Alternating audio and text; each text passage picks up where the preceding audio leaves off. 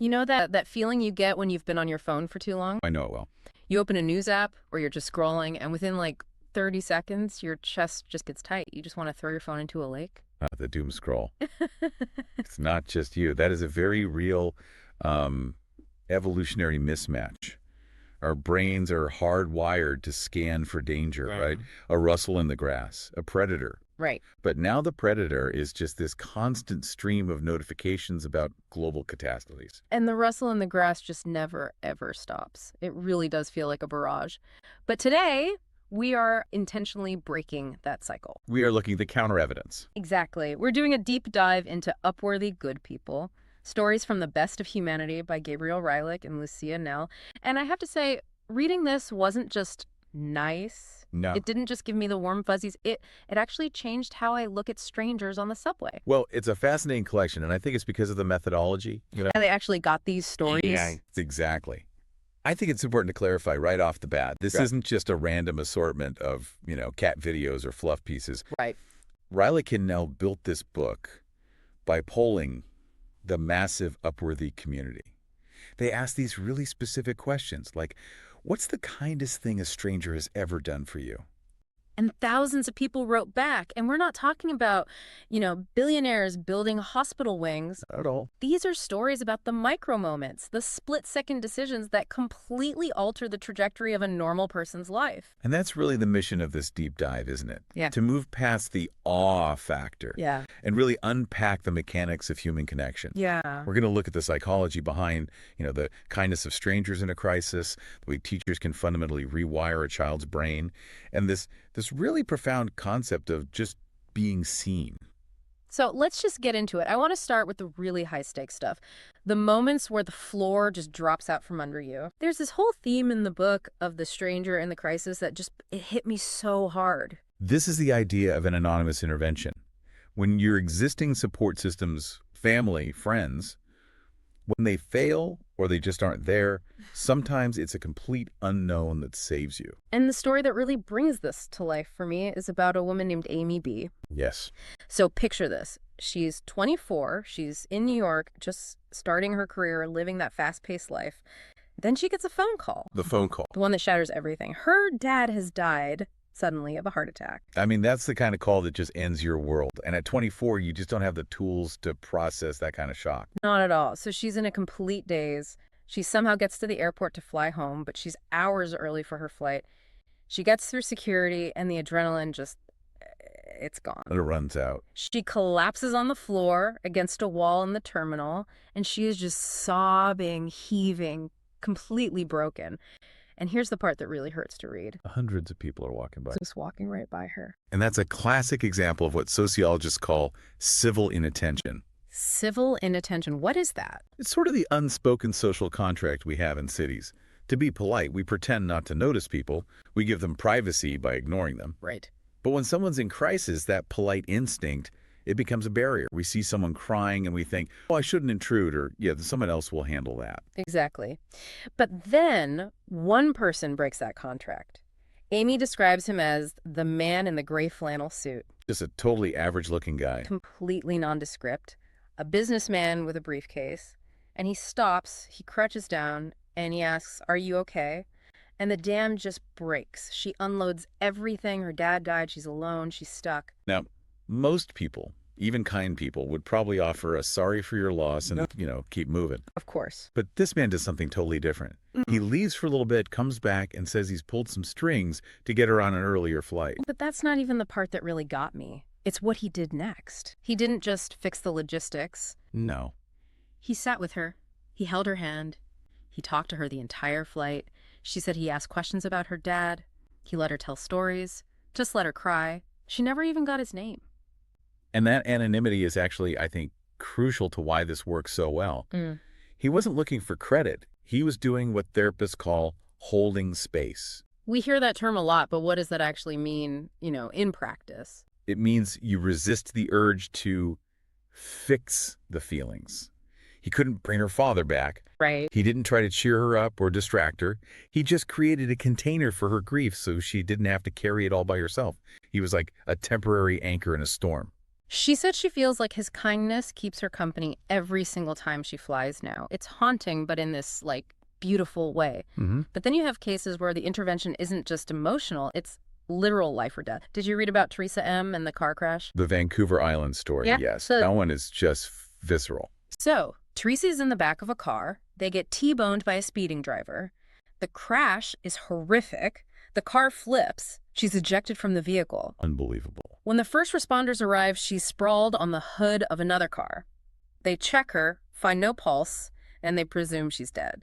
Which is just a terrifying thought. In a mass casualty event like a bad crash, first responders have to triage. Right. If they think you're gone, they have to move on to the next person. So she is literally being left for dead. But then, then Tyler shows up. He's a 19-year-old volunteer firefighter who just happened to be biking by. Not even on duty, just a kid on a bike. Exactly. And this connects to a concept I call the unlikely sentinel.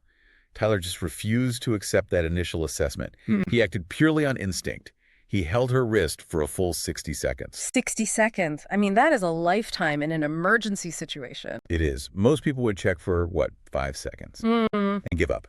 But he held on and he held on until he found a faint, thready pulse. He saved her life. He got oxygen on her before the ambulance even got there. And what's just wild is that she was in a coma for a while, but she says she remembers the feeling of that choice to live. It's his stubbornness. It pulled her back. It just creates this profound sense of interconnectedness. Reminds me of another story in the book, Annabella M. The snowstorm. The snowstorm. She crashed her car. She was physically okay, but terrified, waiting for her husband. And a stranger pulls over, sees she isn't hurt, but realizes she's scared. So he just sits in his car nearby. He just kept watch. He kept watch. He didn't intrude. He didn't try to get in her car. He just watched until help arrived. Like a guardian angel with his hazard lights on. Precisely. It's the gift of presence. It's the willingness to stop your own life for a minute to make sure someone else's can continue safely. And it's easy to look at a story like Tyler's and say, well, I'm not a firefighter. I can't do that. It feels so heroic and rare. Right. But the book argues that saving a life isn't the only way to save a person. Sometimes the intervention is much quieter, but the impact is just as loud. This is where we get into the whole butterfly effect of kindness. The gesture can seem trivial to the person giving it a few bucks, a sandwich, but it's monumental to the receiver because of the timing. Absolutely. Let's talk about the story of Tony A. The soldier at the airport. Yeah, he's 19, a soldier in training, stuck at the Atlanta airport. It's late, he's exhausted, and he is starving. He's wandering around, but everything is closed. Imagine the isolation. You're young, you're in uniform, you're hungry, and you're alone in this massive empty building. So defeated, he finally asks a janitor if there's like a vending machine, anything. The janitor says no. And that's it. So Tony just goes and sits down, but 30 minutes later, the janitor finds him, and he's holding his own lunchbox. His own dinner. Yes. He taps Tony on the shoulder and says, "Here's my lunch. You look like you need it." Tony is 46 now, and he says he still looks for lonely diners to pay it forward. That one sandwich has probably fed hundreds of people by now through that ripple effect. It creates a whole lineage of kindness. And there's a real psychological component here. It's about empathy born from a shared experience. You see this so clearly with Brittany F. at the Cheesecake Factory. Oh, this one got me. So Brittany is a waitress. She's grinding, trying to get into law school. She's smart. She has the drive, but she needs to take an LSAT prep course to get the score she needs. And those courses are expensive. It's $1,200, which, when you're living on tips, might as well be $1 million. You just can't afford it. So she's serving a regular customer one day, a woman named Sky. Yeah, this older woman, very unassuming. And they get to talking, and Brittany just mentions her law school dreams and this money hurdle. And Sky does something completely unexpected. Yeah. It turns out years ago she had signed up for a prep course herself, but couldn't use it because her husband passed away. So when she hears Brittany's story, she just transfers the course to her. And the result isn't just a thank you. Brittany's score jumped from a 158 to a 167. She got into Boston College Law. She became a public service lawyer. Her entire career, her entire life path exists because a woman she served fettuccine Alfredo to decided to bet on her. And if we look at the why there, why did Sky do it? Why did the janitor give up his lunch? It's because they remembered. Right. Sky remembered having a dream that was deferred. It's that ability to say, I see myself in you. Empathy isn't just being nice, it's vivid imagination. It's really imagining what it feels like to be that other person. That phrase, I see myself in you, bridges us so perfectly to the next big theme, teachers. Mhm. The book is just packed with stories about educators, and we're not talking about teaching long division here. We're talking about teachers who fundamentally rewrote the script for a kid. This is, I think, the most powerful section of the book, because teachers so often provide the first counter-narrative to a child's own internal shame. The story that really stuck with me comes from one of the authors, Gabriel Reilich. He's in kindergarten. He has a lazy eye, and he has to wear this, like, flesh-colored eye patch. Which in the brutal social hierarchy of kindergarten is a huge liability. He was terrified. He was dreading what he calls rug time, but then in comes Mrs. Bean. She gets the class on the rug, and Gabriel is just bracing himself. Ready for the teasing. And Mrs. Bean stands him up in front of everyone and says, "This is Gabe.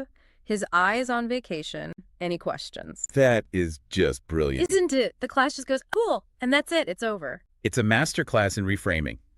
She didn't pity him. She didn't make it a medical tragedy. She made it a quirk. His eye is on vacation. Yeah. She neutralized the stigma before it could even form. Mm. She protected his social standing in the tribe. And that protection can literally be life-saving. Look at the story of Lexi G. This one is, Yeah. well, it's heavy. It's very heavy. Lexi was born with HIV, lost her mom to it. Yeah. And this was back when the stigma was just horrific. Notes taped to her door at school saying, "Lexi has AIDS." Kids wouldn't touch her. She uses this fish and water metaphor. Mm. She didn't know the water was toxic because she'd never known anything else. She thought that level of abuse was just what life was. Until Mrs. Marks, a science teacher, Lexi asked if she could eat lunch with her just to escape the bullies. Mrs. Marks didn't just say yes. She made her classroom a total sanctuary. And Lexi says it quieted the internalized mean girl in her head. That's the key right there. It is. When the world treats you like you're a pariah, you start to believe it. Mrs. Marks just treated her like a person.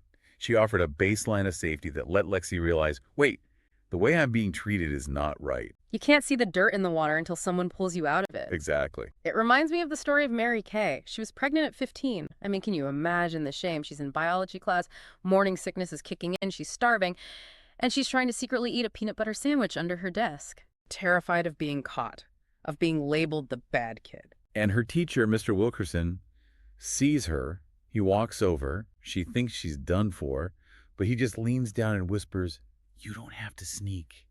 It's okay." That permission, it's profound. He was signaling to her, I see your struggle, and I'm not going to add to your shame. Right.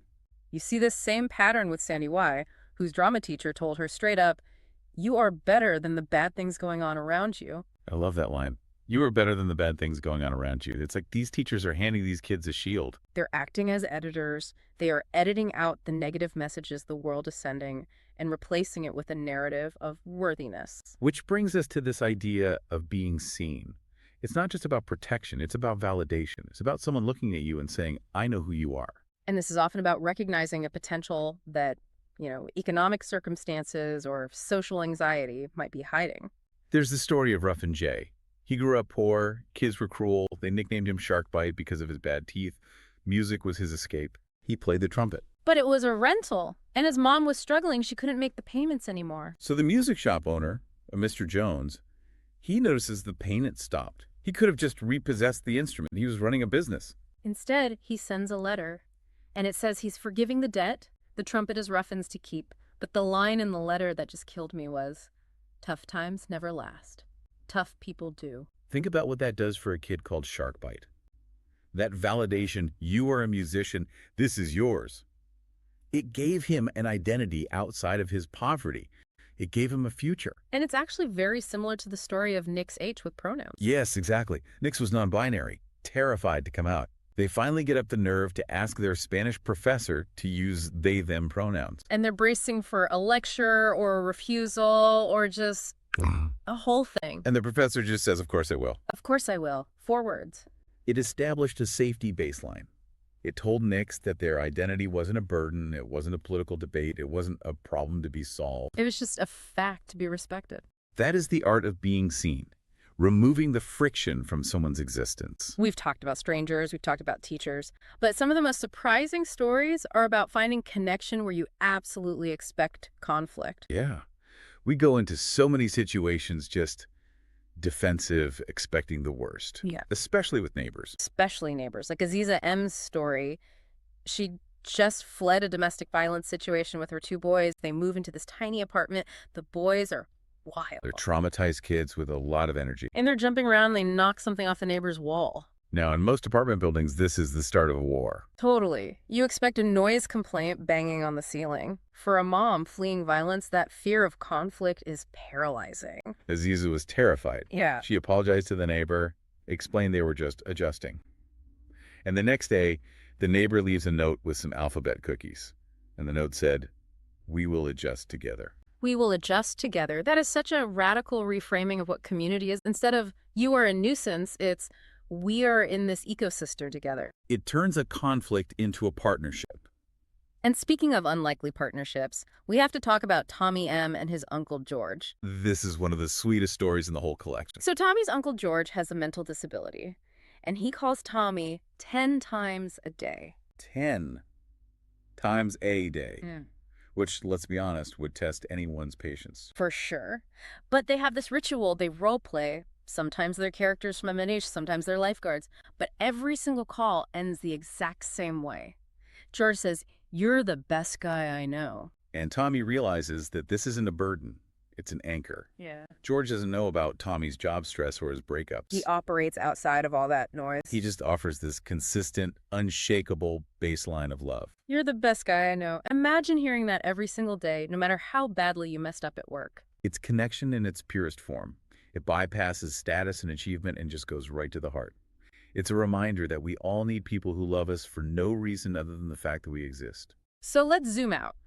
What does all of this mean? We've looked at all these stories. Strangers, teachers, neighbors. I think the pattern is pretty clear. None of these big interventions required millions of dollars. The janitor shared a lunch. The teacher whispered one sentence. The neighbor wrote a note. They just required awareness. They required looking up from our own lives long enough to see someone else's reality. It's that pay it forward concept, but deeper. There was that story about Harriet L. who got stuck in a snowdrift. A guy and his friends spent forever digging her out. In freezing temperatures. And when she offered to pay them, they refused and just said, "Pay it forward." It suggests that goodness is a currency that only gains value as it circulates. If you hold on to it, it stops. If you pass it on, it grows. But you have to be willing to initiate the transaction. You do. I want to leave everyone with a thought from one of the stories we touched on. It's from Caitlin M., the anxious high school student. Her math teacher, Mr. C., would see her panicking, and he would ask her one simple question. How does this movie usually end? How does this movie usually end? I just love that question. Because usually it ends with you being okay. It ends with you getting through it. It asks us to rewrite our own internal narrative. And I think that's the real challenge for you, the listener. The challenge isn't just to be nice. It's to be observant. To notice the person holding the sandwich under the desk or the woman crying at the gate. You have to see the movie before you can change the ending. That's the mission. Go out, watch the movie, and be the plot twist. Thanks for diving in with us. See you next time.